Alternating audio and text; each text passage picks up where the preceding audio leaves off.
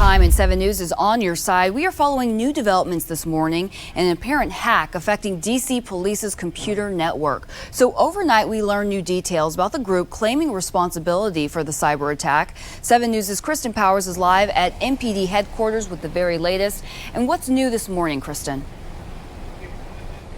Ashley, well, we're learning that D.C. police are now working with the FBI. The FBI is investigating to get a sense of what this really all means. And this morning at D.C.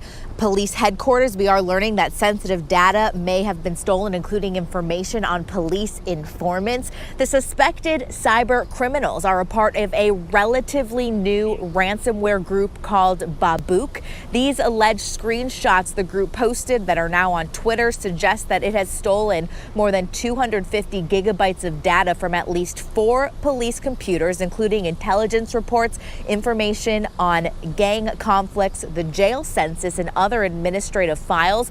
The ransomware group is now threatening to share the information with local crime gangs unless police pay a ransom. It's unclear for how much.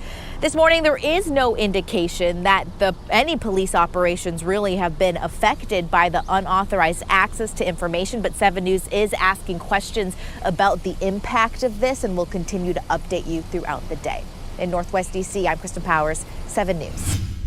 Learned from Park Police that detectives now are working with the U.S. Attorney's Office to determine what charges will be filed after a driver of a pickup truck struck 2 people at Haynes Point over the weekend.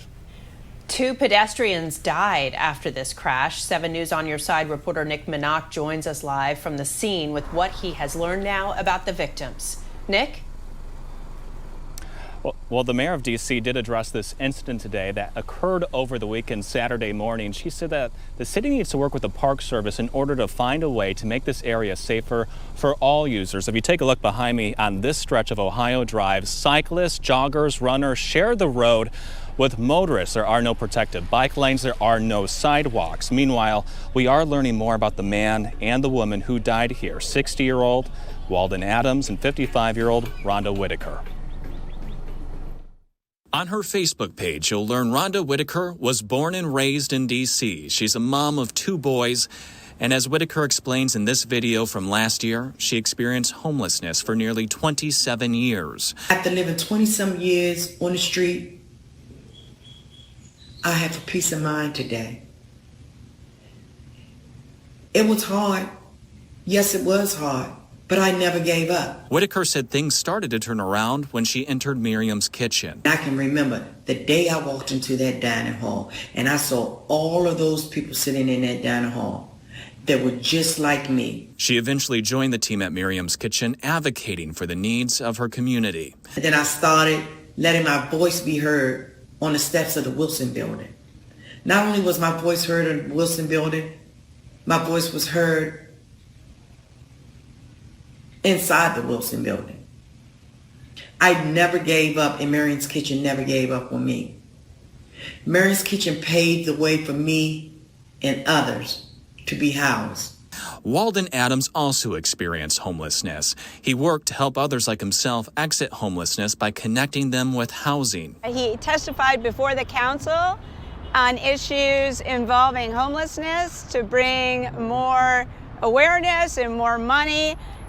Particularly, I remember for what's called PSH, Permanent Supportive Housing. D.C. City Councilwoman Elisa Silverman knew Adams. She says it's tragic that Adams and Whitaker lost their lives on Haynes Point after they were hit by a driver of a pickup truck on Saturday morning. If any good can come out of this, it will be that we take the steps to make it safer, and I think Walden would really appreciate that.